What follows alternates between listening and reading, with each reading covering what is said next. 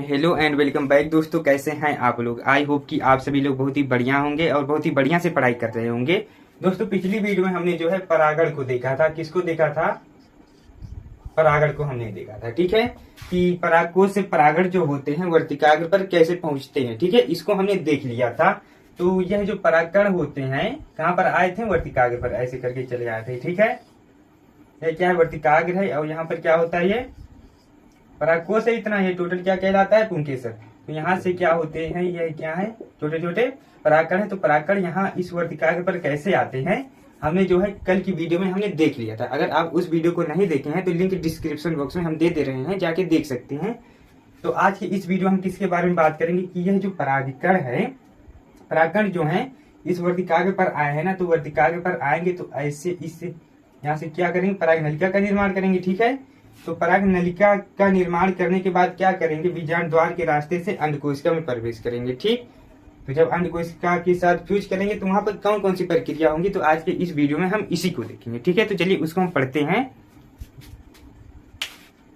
Video को ध्यान से देखिएगा, एक एक टॉपिक आपको समझ में आएगा।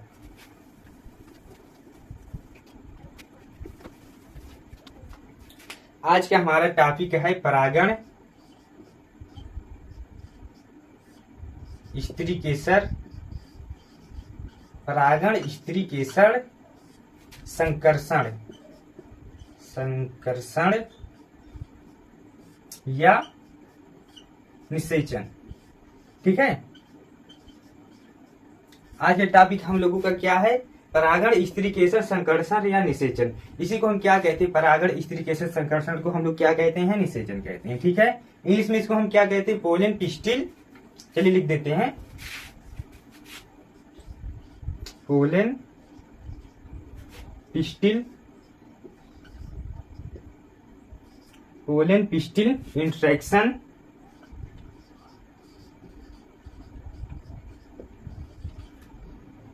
और फर्टिलाइजेशन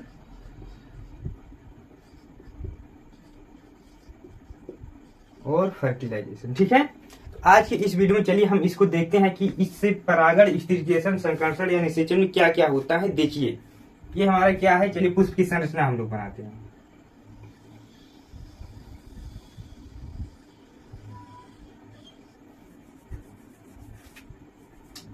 देखिए सभी लोग ध्यान से, ये क्या है? हमारा पुष्प की संरचना है। ठीक, और यहाँ पर क्या होते हैं? पुंकेसर ऐसे लगे होते हैं। ठीक है, तो यह जो पुंकेसर हमारा पुंकेसर नहीं, ये परागकोश जो होता है यह जब परिपक्व हो जाता है, परिपक्व हो गया ना, तो यहाँ से यह क्या होता है? फट जाता है। तो इसमें से क्या है?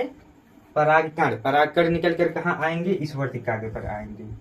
और किसकी सहायता से आएगा उसको हमने आपको कल की वीडियो में बता दिया था। जल के माध्यम से या कीट के माध्यम से या हवा के माध्यम से यहाँ पर ऐसे चला आएगा। ठीक है, तो इस वर्तिकाग्र पर जब आएगा तो यहाँ पर क्या होता है?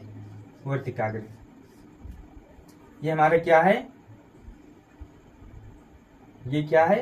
परागकण है। ठीक है, परागकण जो है इस वर्तिकाग्र पर आ गया है। और यहाँ पे चलिए हम बीजांड को बनाते हैं।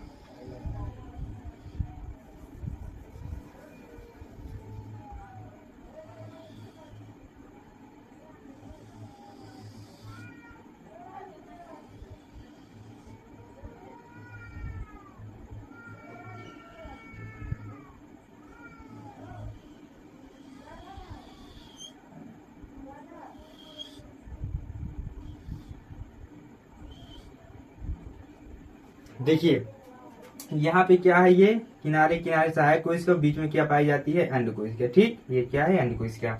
और ऊपर की तरफ क्या पाई जाती है? क्या पाई जाती है? ऊपर की तरफ, ऊपर की तरफ परिपक्व कोशिका पाई जाती है। ठीक, और बीच में क्या पाई जाती है? द्वितीयक केंद्रक पाई जाती है बीच में। ठीक है, तो देखिए यहाँ पे क्या होता है? ये क्या है? हमारा परागकण है ना, तो परागकण में क्या पाया जाता है? देखिए यहाँ पे ये क्या है? परागकण। परागकण को हम यहाँ पे बड़ा सा बना दिए हैं। ये हमारा क्या है? परागकण। परागकण में जो होता है दो केंद्रक पाया जाता है। ठीक है, एक को हम क्या कहते हैं? वर्धी केंद्रक। ठीक, क्या बोलते हैं? एक को वर्धी केंद्रक कहते हैं। और दूसरा क्या कहलाता है? जनन केंद्रक। क्या कहलाता है? जनन केंद्रक, जनन केंद्रक।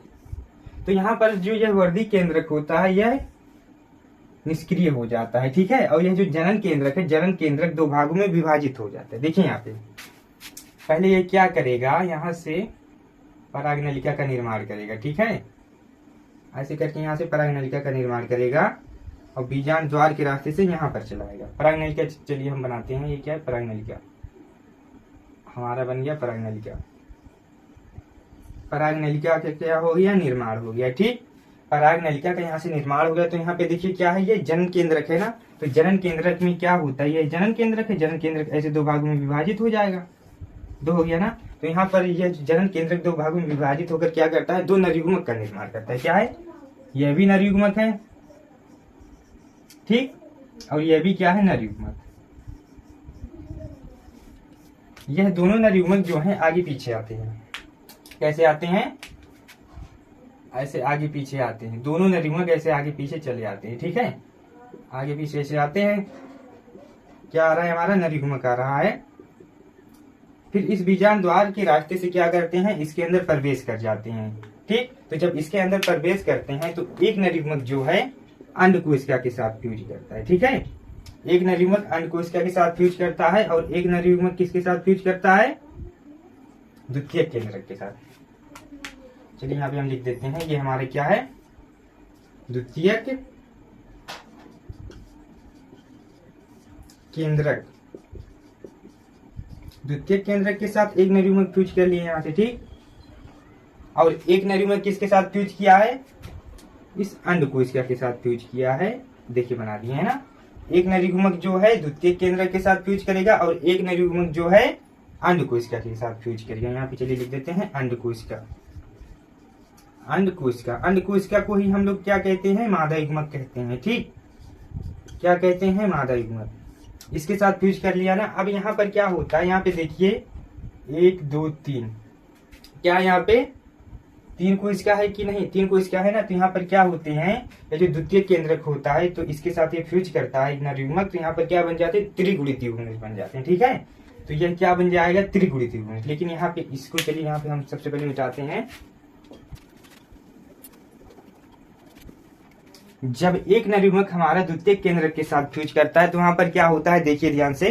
तो उससे हमारा किसका निर्माण होता है, प्राथमिक भ्रूणपोष केंद्रक का निर्माण होता है। किसका निर्माण होता है, प्राथमिक भ्रूणपोष, प्राथमिक भ्रूणपोष केंद्रक, ठीक। ध्यान से एकदम देखिएगा। जब नरयुग्मक द्वितीय केंद्रक के साथ संलयित होता है तो उससे किसका निर्माण होता है, प्राथमिक भ्रूणपोष केंद्रक, ठीक है। इसको हम शॉर्ट फॉर्म में क्या कहते हैं, PEN भी कहते हैं, ठीक है, प्राइमरी एंडोस्पर्म न्यूक्लियस, ठीक। आई बात समझ में कि नहीं, आई होगी समझ में। कुछ नहीं, क्या है, जब एक नरयुग्मक जो है द्वितीय केंद्रक के साथ संलयित होता है तो उससे किसका निर्माण होता है, प्राथमिक भ्रूणपोष केंद्रक का निर्माण होता है, ठीक है। जो आगे चल के क्या करता है, जो आगे चलकर क्या करता है, भ्रूणपोष का निर्माण करता है, ठीक है। क्या करता है, आगे चलकर भ्रूणपोष का निर्माण करता है। तो यहां पे लिख देंगे विकसित होकर, विकसित होकर भ्रूणपोष, भ्रूणपोष का निर्माण, ठीक। तो ये प्राथमिक भ्रूणपोष केंद्रक आगे चलकर क्या करता है, विकसित होकर भ्रूणपोष का निर्माण करता है, ठीक है। और ये भ्रूणपोष क्या करता है, ये जो भ्रूणपोष है यह त्रिगुणित है, ठीक है। 1 2 3 है ना, तो यहाँ पे लिख देंगे 3n। क्या हो जाएगा, ये त्रिगुणित, त्रिगुणित, ठीक। और ये क्या करता है, यह भ्रूणपोष जो है ये क्या करता है, इस युग्मनज को पोषण प्रदान करता है, ठीक है। यह क्या है, ये द्विगुणित है ना। यहाँ पे देखिए ये वाला, जब एक नरयुग्मक अंडकोशिका के साथ जो फ्यूज किया है तो उससे हमारे क्या बन रहा है, उससे द्विगुणित युग्मनज बन रहा है, ठीक है। क्योंकि यहाँ पर 2 है ना, 1 2 2 केंद्रक है तो यहाँ से बन जाएंगे द्विगुणित युग्मनज, ठीक। द्विगुणित युग्मनज, युग्मनज, ठीक। तो यहाँ से क्या बन जाएंगे, द्विगुणित युग्मनज बन जाएंगे, ठीक। क्या होता है, ये 2n होता है, 2n। इतनी बात आई समझ में कि नहीं। जब एक नरयुग्मक हमारा अंडकोशिका के साथ संलयित होता है तो उसको हम क्या कहते हैं, द्विगुणित युग्मज कहते हैं। ठीक है, इतनी बात आई होगी समझ में। अब आगे देखिए क्या होता है। तो देखिए यहाँ पर जो है निषेचन हमारा 2 बार हो रहा है कि नहीं, 2 बार हो रहा है ना, क्योंकि एक नरयुग्मक हमारा द्वितीयक केंद्रक के साथ फ्यूज कर रहा है और एक नरयुग्मक जो है अंडकोशिका के साथ फ्यूज कर रहा है। तो इसी को हम लोग क्या कहते हैं, क्या कहते हैं, डबल फर्टिलाइजेशन। ठीक है, और इसको हम ऐसे भी कह सकते हैं, जब निषेचन 2 बार होता है तो उसको हम क्या कहते हैं, द्विनिषेचन कहते हैं। ठीक है, तो चलिए यहाँ पे लिख देते हैं, जब निषेचन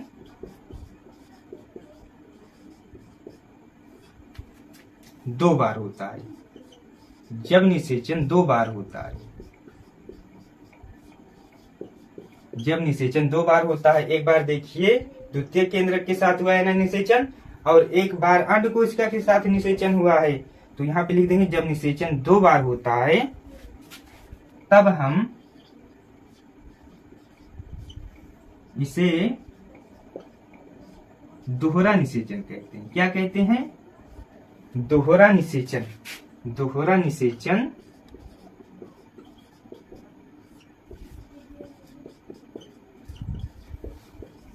कहते हैं। ठीक, तो आज की वीडियो में जो है हम लोग इतना पढ़ लिए हैं ना। तो यहाँ पे देखिए जब निषेचन हमारा हो जाता है उसके बाद क्या होता है, उसके बाद जो है बीजांड,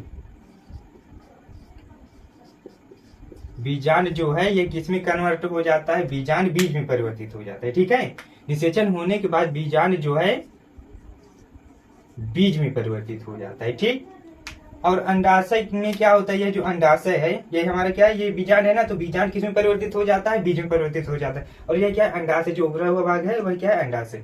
अंडाशय किस में परिवर्तित होता है, अंडाशय फल में परिवर्तित हो जाता है। किस में परिवर्तित होता है, अंडाशय, अंडाशय फल में परिवर्तित हो जाता है। ठीक, तो इतनी बात आई होगी समझ में। अगर नहीं आई है समझ में तो एक बार शॉर्ट फॉर्म में फिर से देखिए। यहाँ पे क्या होता है, ये जो क्या, ये यहाँ ये क्या है, हमारा परागकोश है ना, परागकोश।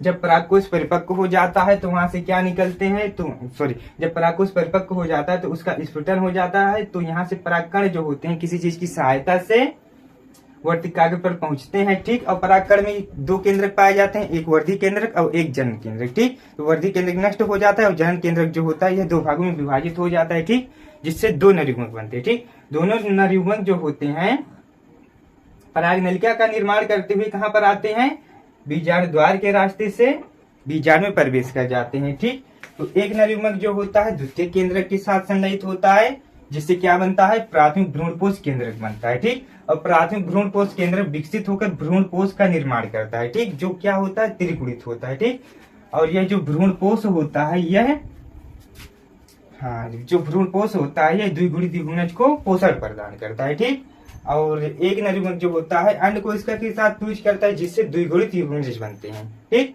और यहाँ पर देखिए 2 बार निषेचन हो रहा है ना, तो हम इसको कह देंगे जब निषेचन 2 बार होता है तब हम इसे दोहरा निषेचन कहते हैं। ठीक है, और क्या होता है, बीजांड जब निषेचन हो जाता है तो उसके बाद क्या होता है, बीजांड जो होता है ये बीज में परिवर्तित हो जाता है और अंडाशय फल में परिवर्तित हो जाता है। ठीक है, तो आप इतना लिख लीजिए और उसके बाद चलिए हम लोग आगे बढ़ते हैं। चलिए यहाँ से हम इसको मिटाते हैं, आप लोग लिख लीजिए। ठीक है,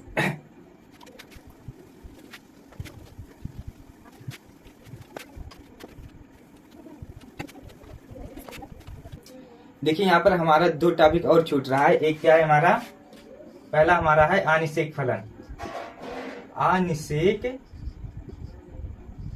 फलन।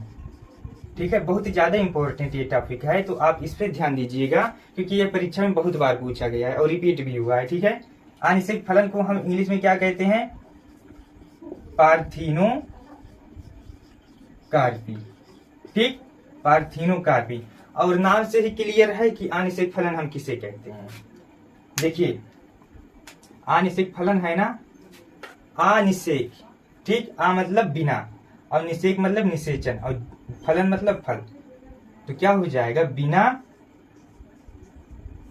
निषेचन के ही, बिना निषेचन के ही फल के निर्माण को, बिना निषेचन के ही फल के निर्माण को क्या कहते हैं, अनिषेक फलन कहते हैं। अनिषेक फलन कहते हैं। ठीक, कुछ नहीं है अनिषेक फलन। आ मतलब बिना और निषेक मतलब निषेचन, फलन मतलब फल।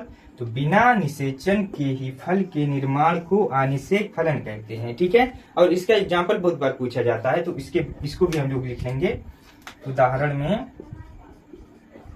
उदाहरण इसका हमारा हो जाएगा अंगूर हो जाएगा। ठीक, अंगूर कामा केला कामा अनानास। ठीक है, अंगूर कामा केला और अनानास। आप इतना याद कर लीजिएगा। ठीक है, और अगला हमारा क्या है, दूसरा जो है अनिषेक जनन है। अब अनिषेक जनन हम लोग किसे कहते हैं, तो इसको भी देखिए, अनिषेक जनन। इंग्लिश में इसको हम क्या कहते हैं, पार्थिनोजेनेसिस। पार्थिनोजेनेसिस। ठीक, पार्थिनोजेनेसिस को देखिए क्या होता है, यहां पर भी नाम से क्लियर है। अनिषेक जनन क्या है, आ मतलब बिना निषेक मतलब निषेचन, जनन कहते हैं। तो यहाँ पर क्या हो जाएगा, बिना निषेचन के ही